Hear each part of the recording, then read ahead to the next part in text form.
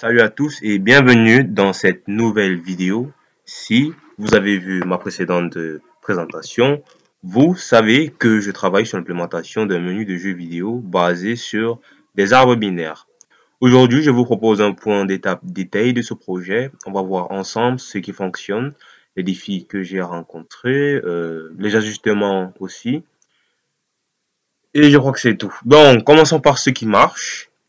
Déjà, voici le code présenté devant vous. On a deux classes, la classe décision tree, comme demandé dans les tâches du projet, et la classe nœud.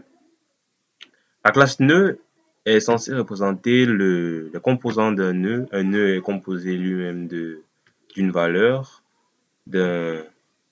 Bon, je vais enlever l'initialisation, là, elle n'est pas très nécessaire.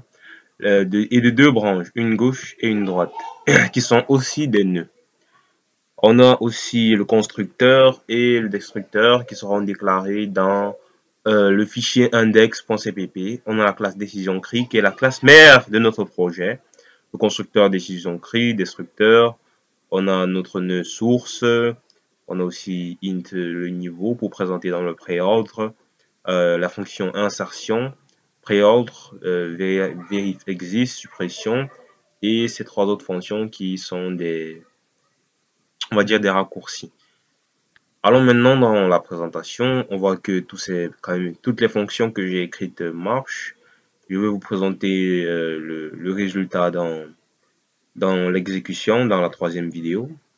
Et on arrive donc au niveau des difficultés, ce qui m'a bloqué. Bon, déjà, la fonction d'insertion a déjà été, elle n'a pas quand même été trop difficile à écrire. J'ai plus eu des problèmes au niveau de la suppression qui ne marche toujours pas. Je ne sais pas pourquoi. On vérifie si le nœud n'est pas vide. En tout cas, nous vérifierons ça plus tard. Le code est dans la description. Le code-ci, ce code-ci, pas encore la mise à jour, il est dans la description. Donc, après, on a l'exécution de notre code. C'est un peu été compliqué pour moi de comprendre la notion de branche avant que je vous l'explique dans la première vidéo. Ça aussi été un point clé de mes difficultés.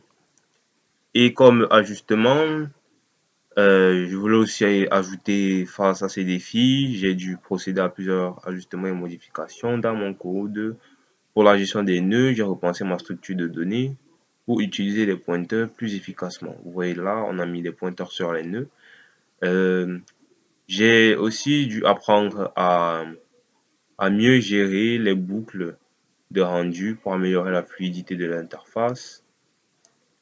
Et je crois que c'est tout au niveau des solutions, des ajustements.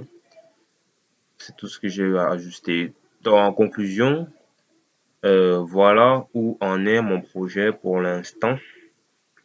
Du menu de jeu vidéo avec arbre binaire. Je suis vraiment satisfait des progrès accomplis, même si la route est encore longue. Les prochaines étapes consisteront à mentionner une ou deux futures implémentations, à vous présenter le projet dans sa finalité, vous dire s'il est fonctionnel ou pas. Et merci d'avoir regardé la vidéo. Il y aura aussi une petite documentation sur les arbres binaires dans la description, faite par moi et prise par... Bon, en fait, il y a aussi une bibliographie. J'ai surtout fait des recherches. Donc, on s'est dit à plus.